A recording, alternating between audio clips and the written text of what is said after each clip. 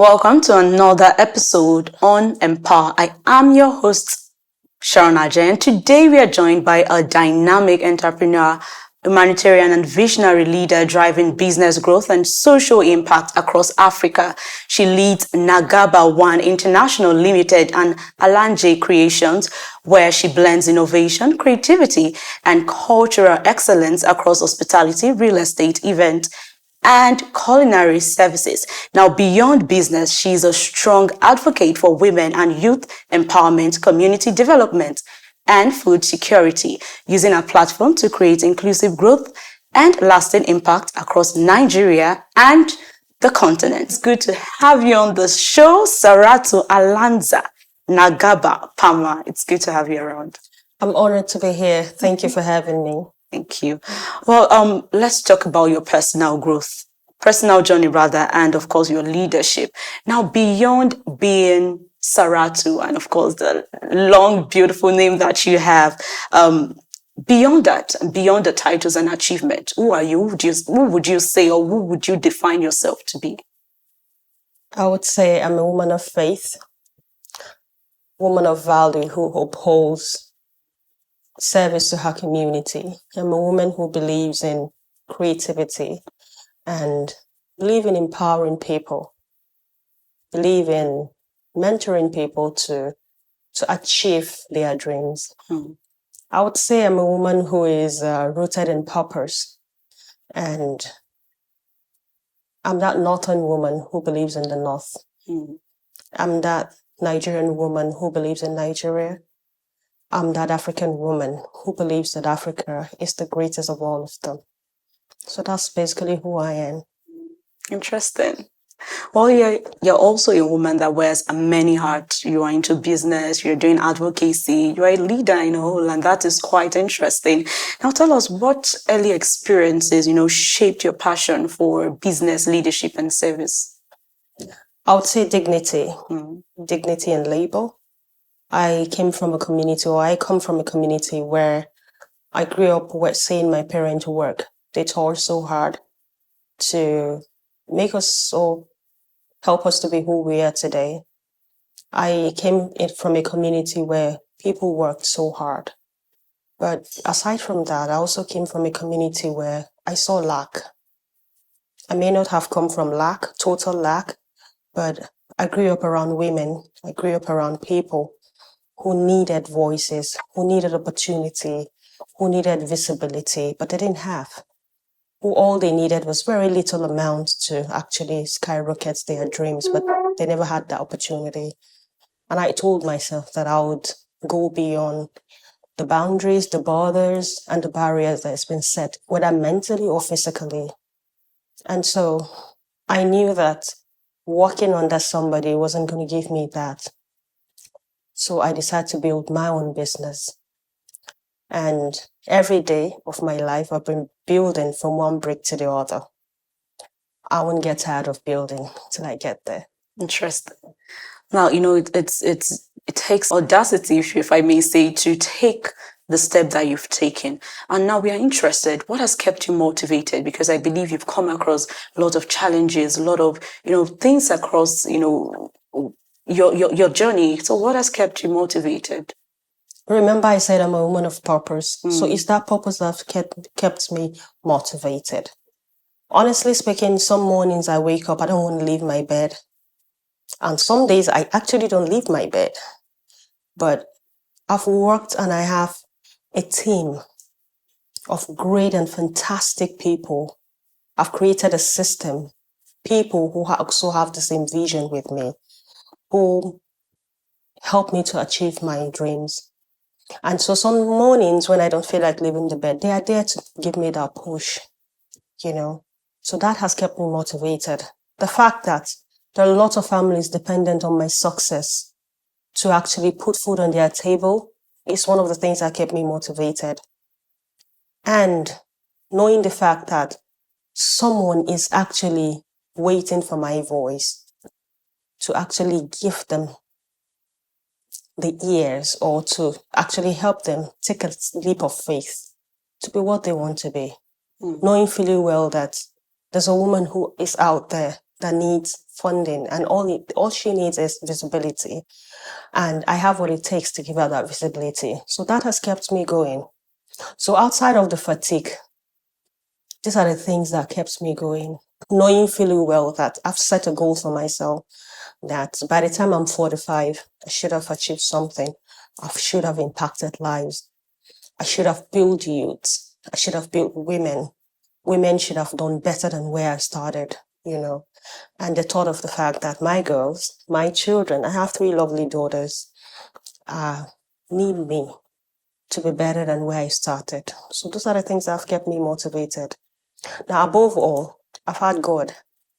God has been my solid rock. Every decision I take, sometimes not fantastic ones, but He has a way of tilting me back. He has helped me. He has tapped me in the back in many ways. And I will re-emphasize the fact that my team, I have good people who are ready to share that dream with me, people who share this vision with me, people who are ready to see that I do better than where I am right now, people who are ready to see that my businesses succeed, not because they are dependent on it to eat food. No. My executive assistant, for instance, she has many things she's doing. She doesn't have to work for me, but she wakes up every morning with purpose. And she says to me, I'll be here to build with you. So it means something. So I can't actually fail because she wants me to succeed. So why should I fail? That's quite inspiring. You could tell from my face how glued I was. So interesting. Okay, now you have a lot of businesses, right? And one of them is the Nagaba ONE International Limited. Tell us what inspired the creation of that. I wanted to have a business. That's the truth. Okay. I needed to create a system. I wanted to go beyond being a hustler because people don't understand that, or some people do not understand the difference between business and hustling. There are a lot of us that call ourselves business people, but are actually hustling. So I needed to create a system that is sustainable beyond me. And so I decided to create Nagaba ONE International. Something that it's me. It's nothing. And I needed to show the world that Africa could actually operate on a global scale without actually losing the cultural warmth. So in my real estate endeavor, in my company hospitality, there's always this African touch in it, whether from my staffing to the little pieces I put in place to make my spaces beautiful. You can see that Africanness in it, yet it can actually compete on an international standard or scale. So part of the reason why I had to start that, and of course, I needed money. Sustainable Love the money. realness. I needed money that is going to be sustainable. And I knew that is actually a system that will build me that wealth. So yes. Building a business is one thing and then sustainability is another. And tell me that. Yeah. And you are in the hospitality and real estate sector. We know we have quite a number of them. Now, tell us, how have you been able to, maintain quality and excellence in these sectors? I would say it's not easy, but it's always about learning for me. So I don't come into business knowing everything, but I don't stay where I start. Like, I started this company not quite long, but I have learned, whether by experience or by conventional education. Consistently, our staff, my team, we are learning, we are evolving. We don't joke with education, whether formal or informal education. We train. We look at new trends. And we want to compete on a global scale. And so you need to understand, if you want to compete on a global scale, so one thing is certain, which is building. You need to keep building because technology has made things different. People keep changing and evolving every day. Times have changed. And so the best way to stay relevant is for you to be ahead of your game. And that's what we've been doing so far, so good. So, yeah, that's what has kept me in a space where it's dominated by men. I love that you made mention of that. Yeah. Interesting. Challenges are inevitable, and it's almost impossible to see an entrepreneur, a business person, talk about our businesses and how it has grown without talking about the challenges she has been able to, or he has been able to overcome. Now we are interested in your challenge because, of course, we are speaking to you today. What challenges have you faced as a woman, a northern woman entrepreneur in Nigeria, and how did you overcome them? Let me rephrase that for you. Okay. What challenges am I facing currently? Because those challenges keep coming, and it's not something you summon in a day. As a northern woman, you're faced with one challenge. We come from a place where women are behind the shadows. Women are not supposed to be heard. Doing things for myself has not been easy on its own. I've gone through a lot of misunderstanding situations, misconceiving, thoughts surrounding my business and what I do. And another thing is, which is very critical, is funding. No business thrives without external funding. It's not been easy. It's not an easy thing. Nigeria has made it so difficult for small-scale enterprises to do well because you don't have access to funds. Some people won't even believe in your vision to start with. People would so let me share this very little story. So when I started my business, I asked someone to invest because I needed to take over a hotel and I needed about 200 million to renovate that space. I asked the person, he has billions, and sometimes I am in custody of his money. So I asked him to invest, and he said he doesn't know if he wants to go into that. So I started, and within the space of 9 months, my turnover even surprised me. And then he came to me and said, I didn't know you were going to succeed. I saw you as a woman who was only interested in buying new weaves, jewelry, and new clothes. So I didn't think you were going to succeed. People believing in you, it's another thing. It's a very big challenge. And the system, the policy, we have policy makers who consistently make policies that is not working for small scale and medium enterprises. Financial institutions, they won't give you access to funds. People who have the liquid cash may not actually believe in you. So you need to prove yourself consistently. Staying relevant is another thing. Visibility is another challenge. There's a whole lot of it. I could go on and on and on, and it's a whole lot to deal with. But most importantly, what keeps me going, it's the fact that I know that there are a lot of people who are dependent on me to succeed, to do well. And I'm the kind of woman who I don't back down. People who know me understand that fact. I keep evolving. So money doesn't stop me, even though it impairs me. It sets barriers a lot. So funding is a major problem for businesses like mine. And for northern women like me, it's the cultural barrier. It's a whole lot. It's deeper than what we see.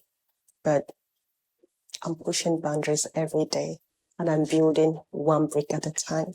And we are seeing you. Thank you. Well, we'll be going on a short break now, and when we return, EmpowHER continues. Stay with us.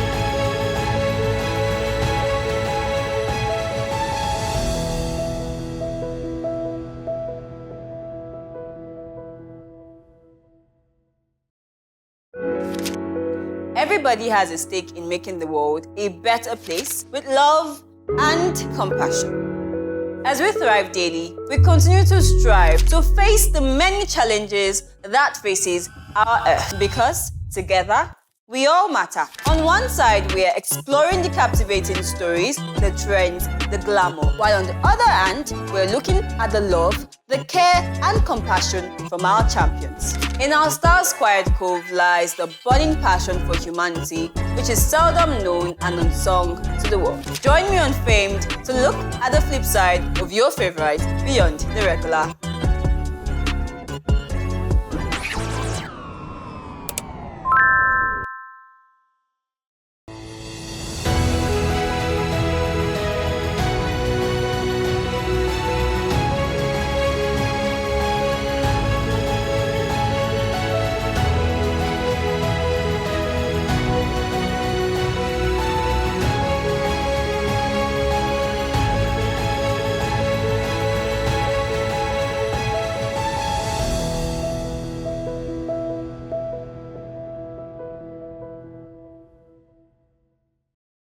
Welcome back. This is EmpowHER.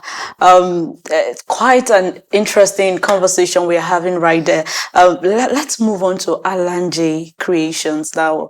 AlanJy Creations embodies a lot of activities in it, right? And it has become a very quite respectable brand. Now tell us, what sets it apart? It's just our attention to details. That's it. Okay. We're built on creativity. We are beyond the event management, beautifying spaces.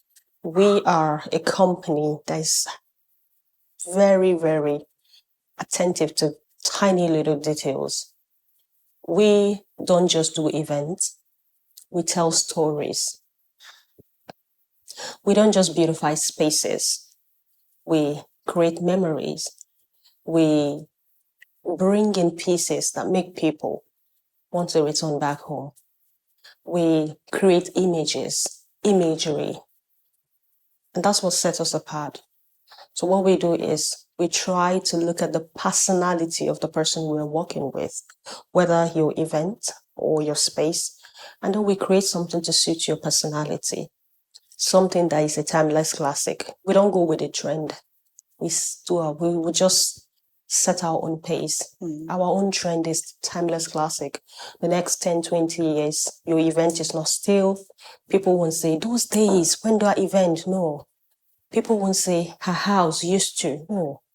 10, 20 years down the line, your space is still relevant because of the pieces we bring together. And we make sure that whatever we're doing, it actually suits your personality. Interesting. Yeah.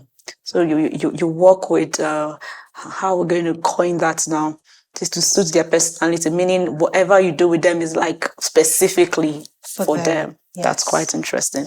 Let's talk about the idea behind the Africa Our Voice, Our Power conference. You played a pivotal role in that conference. Tell us about it.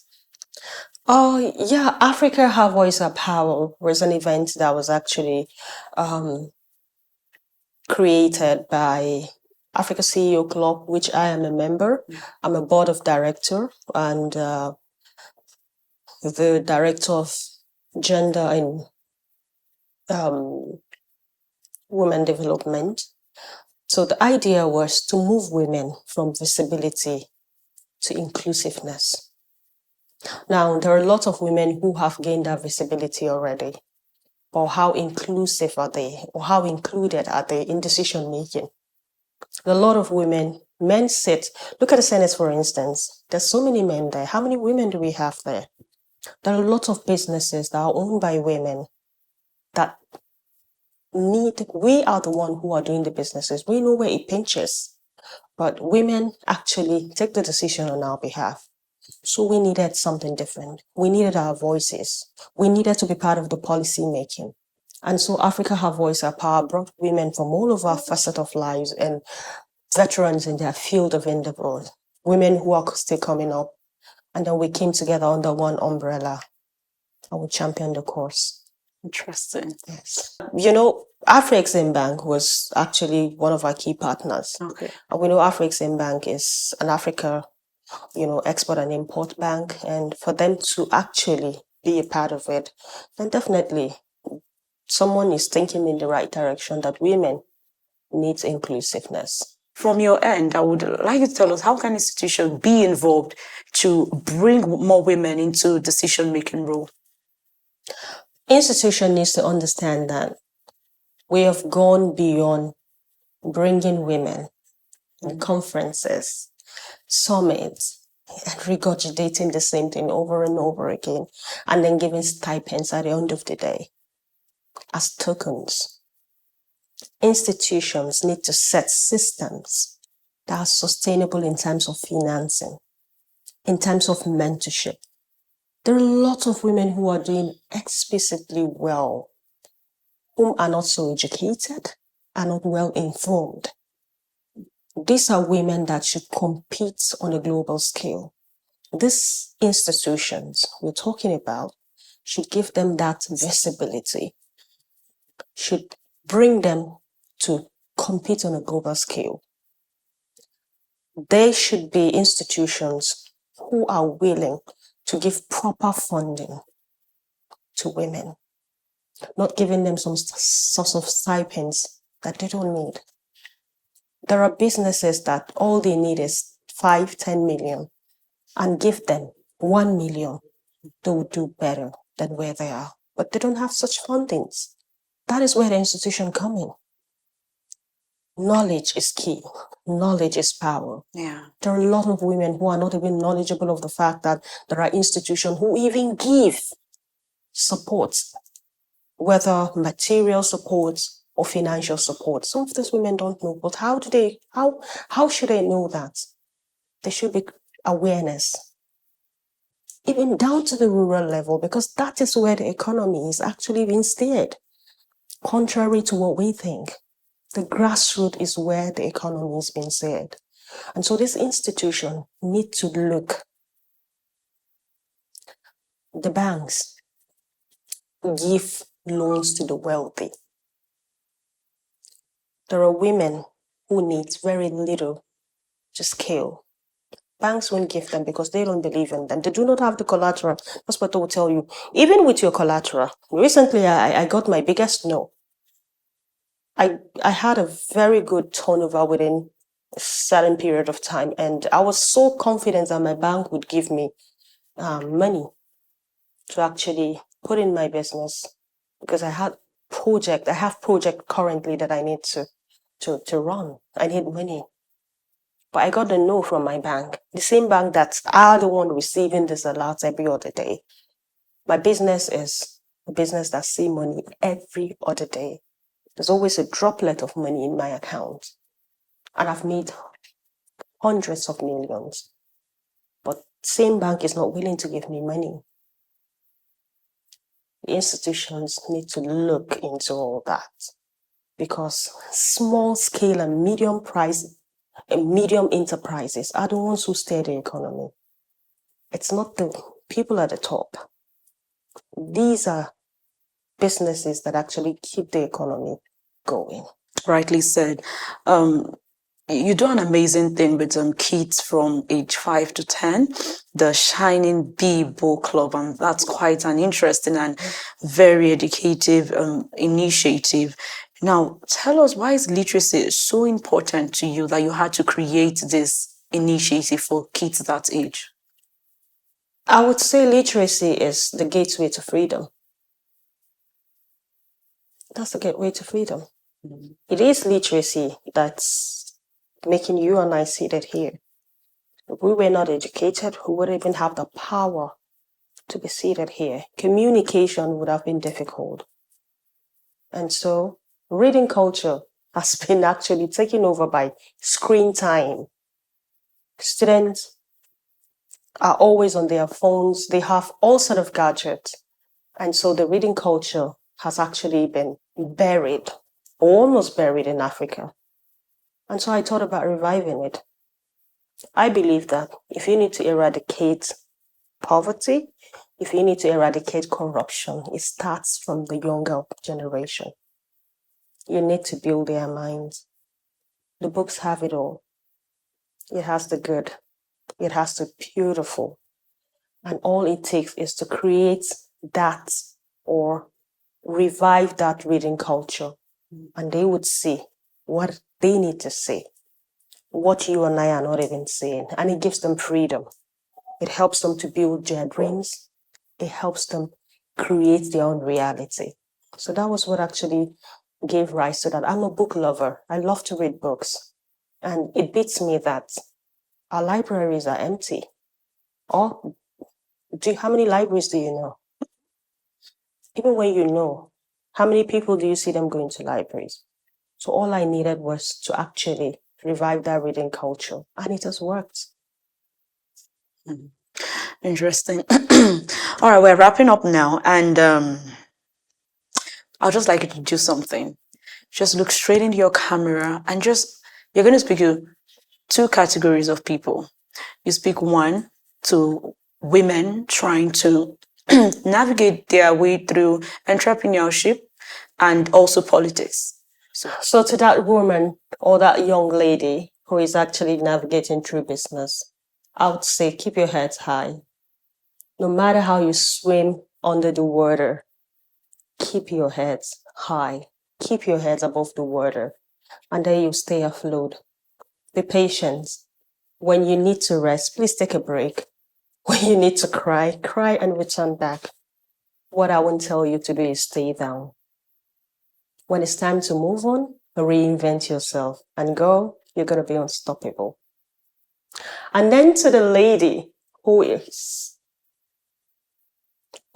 venturing into politics, I would say, go girl, go right there. We need women like you, women who would actually help in shaping our system, making policies that would help people like us, women like us, and girls behind you to do better.